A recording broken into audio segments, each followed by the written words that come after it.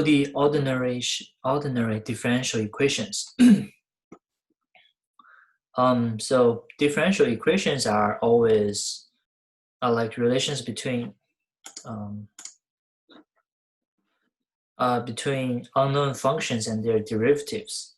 So we usually have something like this: the derivative equals x or derivative equals t. But in general, ODE equation is something like this, right? So a solution to ODE means a function that satisfies the ODE or the equations. For example, like this, if we so this meet the requirements of this. Sorry, this I guess this one. Sorry. And for partial, another thing is partial differential equation. So we don't require you guys to do this, but it's better to know this. So this is a differential equations for, basically we have more than one variables here, right? So previously we only have one variable, but now for partial differential equations, we might have more than one variables. And here in the module, we give you guys several very nice examples. The first one is the velocity. So we all know velocity is the first derivative of the position of the object, right? So this is the ODE system.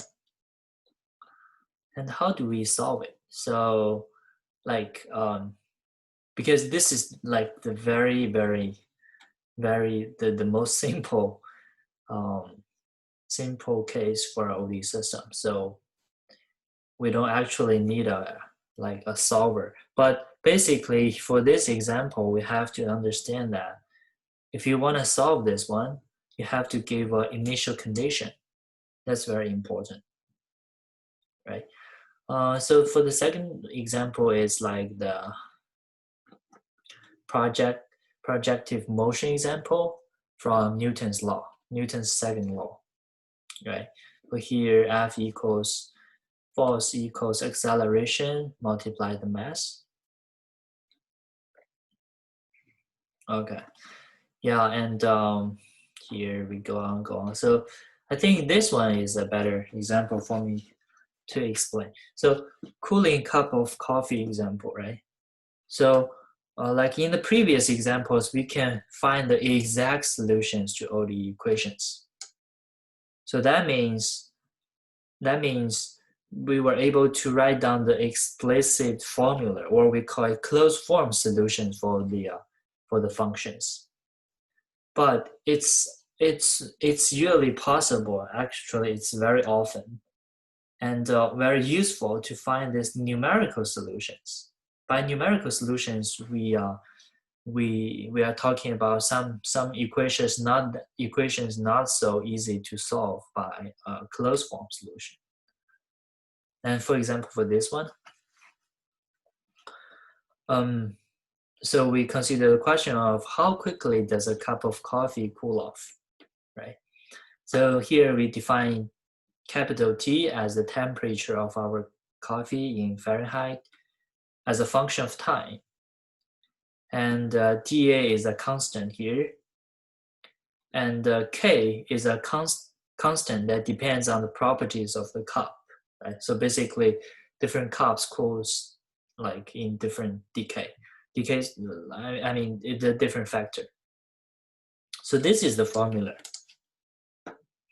If we look at this, and when we one thing we can do in Matlab is, if we know this function, and we also give them give the ODE system initialization or initial condition, we can use Matlab to solve it. So first, let's look at this example. First, I'd like to copy. So I think our module is written really well. So we also provided like the Matlab code for you guys to work on. So I copied this into a function here, and I created a function called coffee temp. Right? So here I define K as 0.25 and TA is 65. Right, so after that we can, so this is the ODE system we wrote here.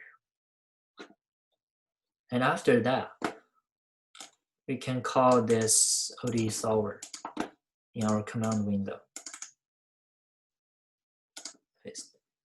So I think we suggest you guys to try 4.5 ODE 4.5. So let's see how the, oh, sorry.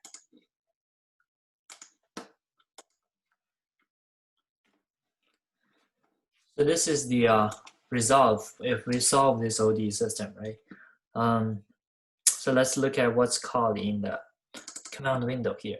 So this is the initial condition. So you guys have to remember every time you write a function or you try to solve an ODE system, you have to give an initial condition for it to give you a correct result. And also you have to provide the time interval over which you want to find, like the time interval you want to find the solution. So like this one, our time interval is from 0 to 50. Okay, so and then we solve the ODE ODE system, and this is we also talked about in here. So this is the approximate. So basically, this is not the exact solution, but we make sure that the error is very tiny. So we call it approximate numerical solution to this the differential equations with this constant. And the y-axis is the temperature here, and the x-axis is the time. Okay, so actually this is a very good template for you guys to solve ODE system. So the first step is to create some kind of ODE functions. Like here, I call it coffee temp, right? And after that, you use you give the initialization in either M file or in your command window. Give an initialization, and then you have to give the time intervals, right? For here we are 0 to 50. And then we can call this OD 45 or OD 23 to solve our OD system. So if you don't know what is OD 45, one thing I think we have I have talked about this since the very beginning. So we have to be able, like, try to search for help in the help here, or we can Google it, right? So for OD 45, let's look at the helper Matlab help document. So as we can see here for this line, OD 45 is a versatile ODE solver, and is the first solver you should try for most problems, right? So I think this is enough for you for now for you guys to understand what is ODE 45. And so for this function, the argument are here. Like first you parse a function here, ODE function here, and then you give the t span, that like the time span you are interested in, and this is like the initial values or initialization, right? I think it's quite straightforward, and we will cover more examples later. We also provided like you guys like the oscillation examples here. So I think it's basically the same. So we define the spring, we define the OD here, and then we call this OD 45. Well, we give the initialization here, we give the time span, and we call the OD system here, OD 45 solver here, and then we can get something like this.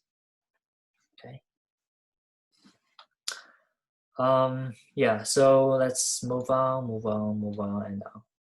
So one thing I think we need to talk about or discuss a little bit is this epidemic model, because this is what we actually use in our final project. So let me first give you guys 2 minutes to read through this material here, those parts. I mean, I'll continue to talk like at 10:18. 2 minutes later.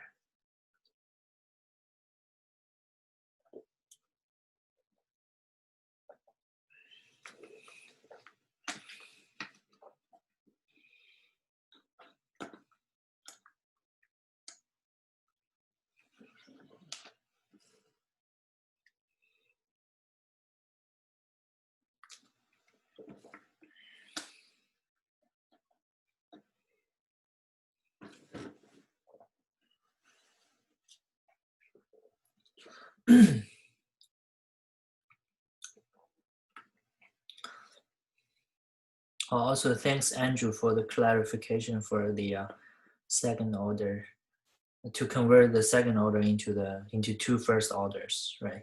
First order equations. Basically, you introduce like an intermediate one, which is the first order as one equations, and then you can convert the second order into the. We will give an example later.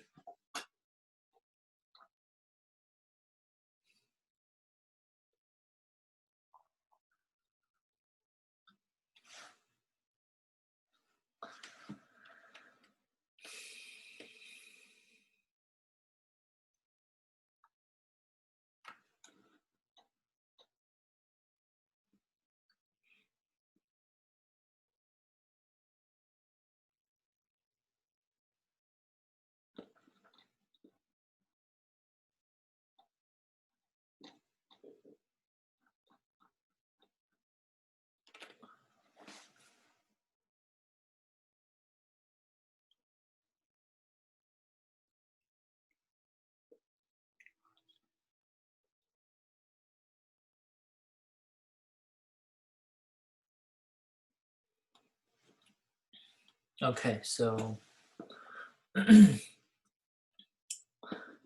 so I hope you guys kind of understand or read through this part. So before I continue, do you guys have any specific questions for this model, this SIR model?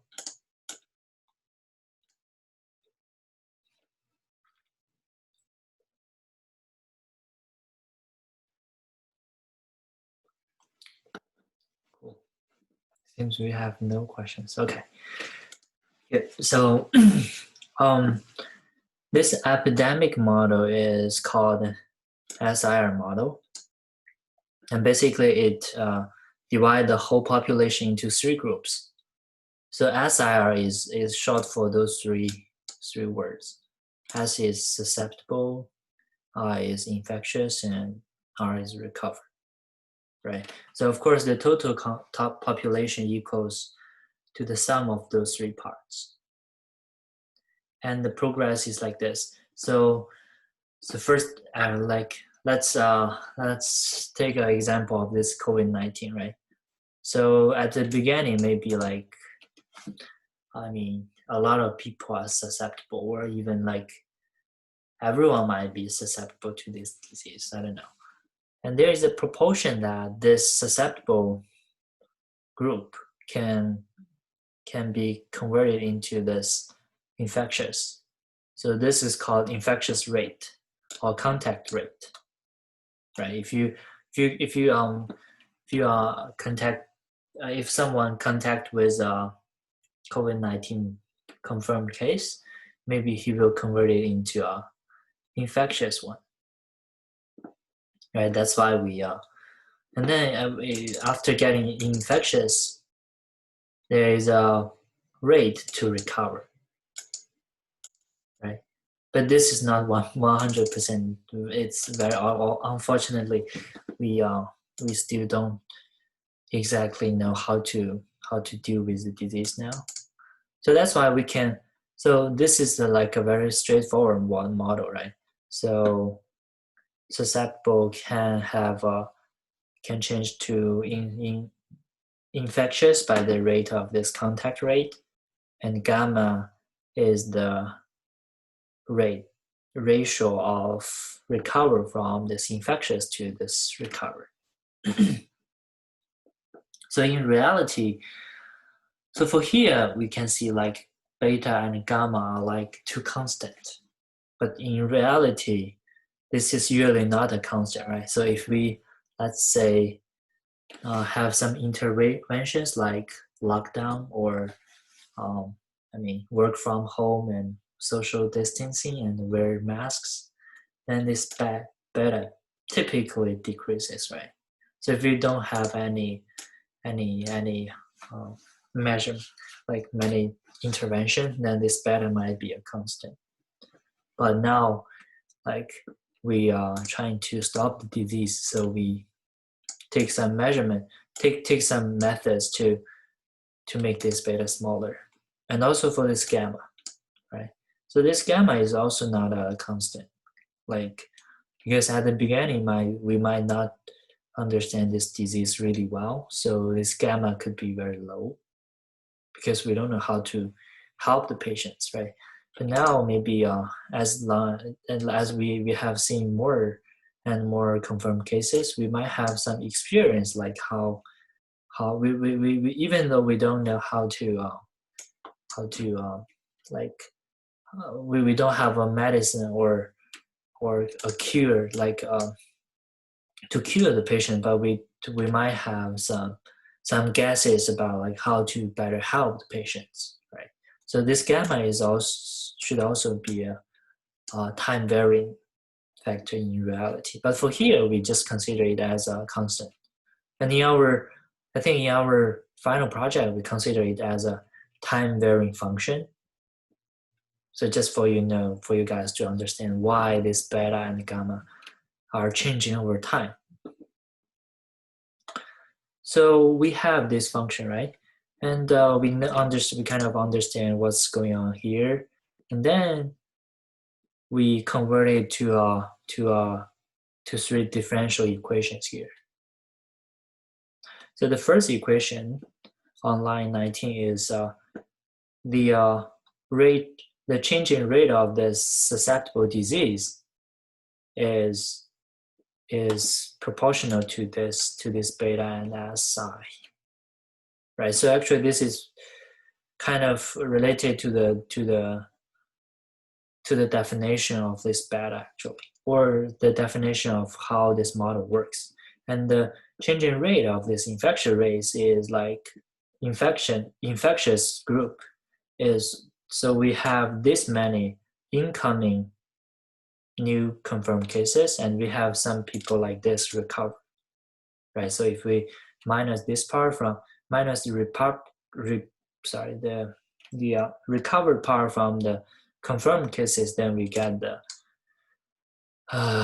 this is the new introduced and this is the recovered. So this is like the overall changing, right? And this part is like the how fast the infectious group can recover, right? So we have those three OD equations.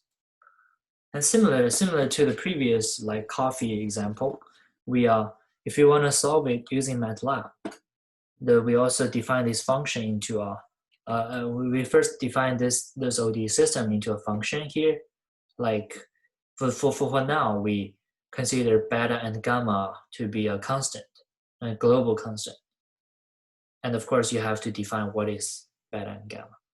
And U here is so this one is the first OD equation, and this one is the second OD equation, and the third one is this OD equation. Right? This is straightforward. So now we have all the equations here, and then the next step is should I try to give the initialization, right? So we have to give the initialization here, and then we call this OD. I think we call OD45 here. So this is the function OD functions we have, and this is the time span, right? So for time span, yeah, this is the time span and T0, and you can change. Actually, you can change like the interested time span based on your interest. So this x0 is the initialization we define here, right? And then of course you can do some plotting and so on and so forth. So this is very similar. I think this is definitely like the first step for our final project. So if you guys wanna, before you jump into the, I know the final project itself is kind of long, but before you do that, definitely like go through this example and run the code in your Matlab and see how how you can get this figure. So actually, by using the parameters defined here, you should be able to get a result like this. So basically, there are three curves here, right? Because we have three subgroups for the total population. So ST, the blue line, yeah, the blue line is susceptible. As you can see, it's susceptible, hopefully, right? Hopefully it's getting down and down. And this is the IT. This is not trying to like, this is not trying to model COVID-19, but a lot of diseases are like this, right? So as we can see, like it might have reached a peak at certain days for the infectious patients here, and then and finally all the patients are recovered, right? Okay, so this is the, yeah, I think actually solving the ODE is like a template, right? So first you define it into a function, and then you give the initialization, and then you run the ODE for file to solve it. And of course, after that, you can do some plotting stuff. Okay, let's continue with some other examples. So let's try this one. Yeah, so for this one, we are still, the first thing is still like the SR model. So definitely try to understand and go through all the things in the module PDF. And after that, let's talk about the handling higher order ODEs, like the questions we have in the forum, right? So what if we have a second order ODE system?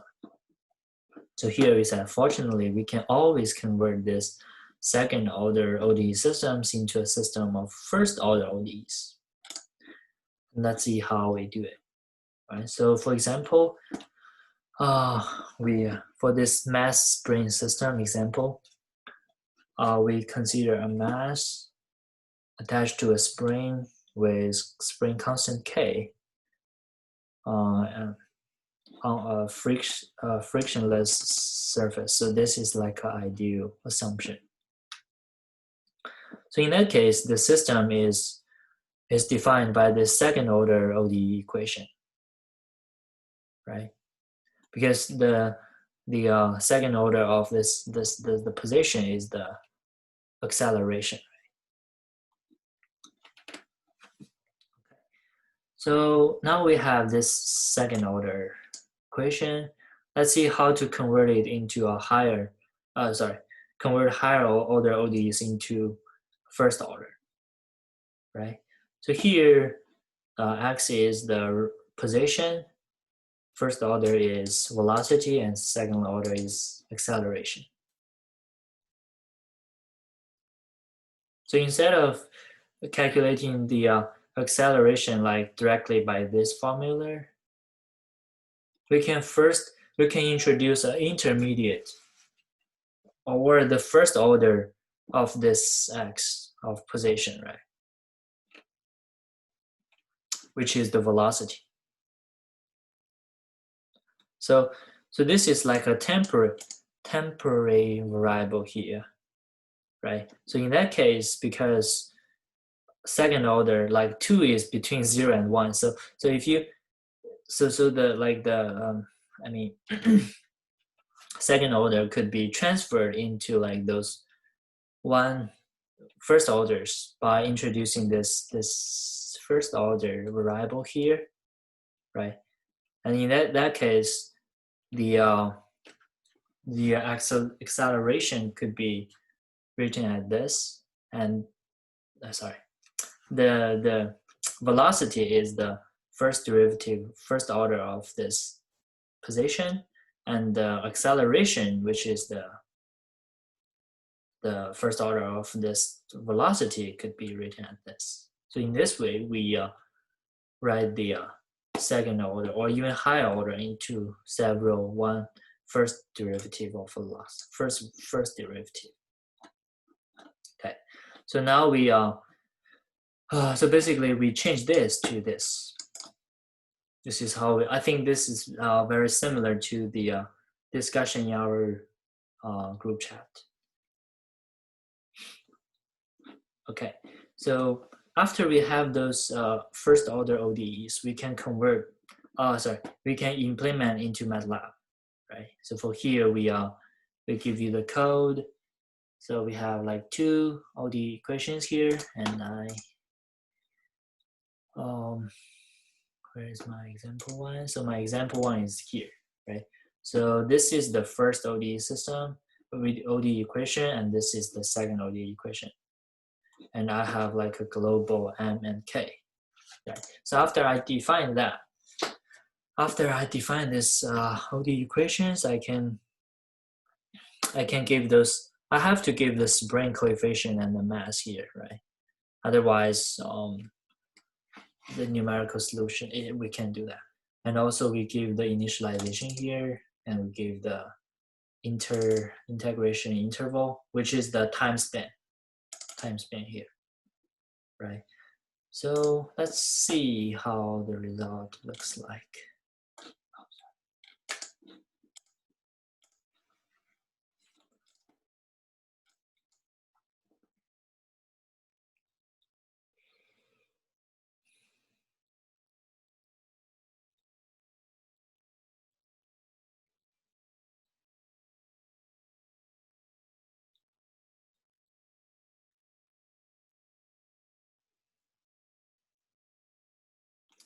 Okay, good. So as we can see, so this is like the position corresponding to time, because because we specify the time spent from 0 to 10 seconds here, and this is the corresponding position of this guy. And this is solved by our ODE45. It's a numerical solution. It's not like a derived of not a derived formula actually. So we don't have to understand ODE45 for now, but you only need to understand it can, like the function and what it can do, but we don't need to understand why, like how it solved ODE. It's kind of complicated for now. Okay. So for the let's move on to another example. Like it's still mass spring, but we add a damper system here, right? So in addition to the previous one, we here add a damping coefficient, which is C.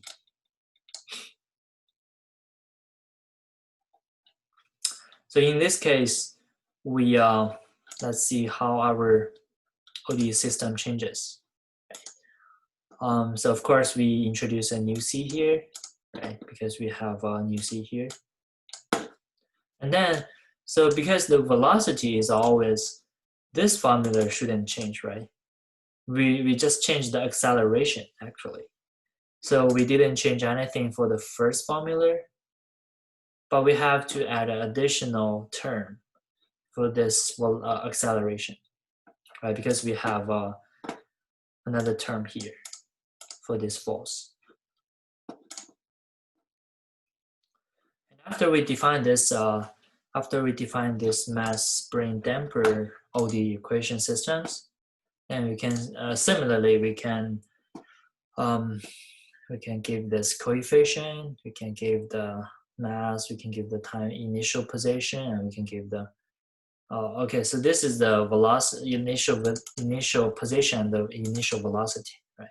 So because initially we don't have velocity, and then we call this ODE45, and let's run it.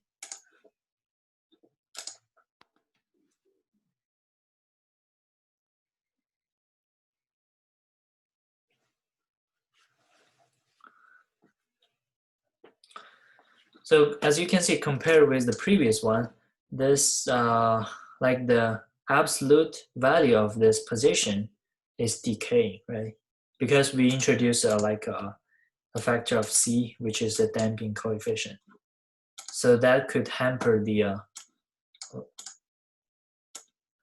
that is trying to like make the oscillation smaller and smaller.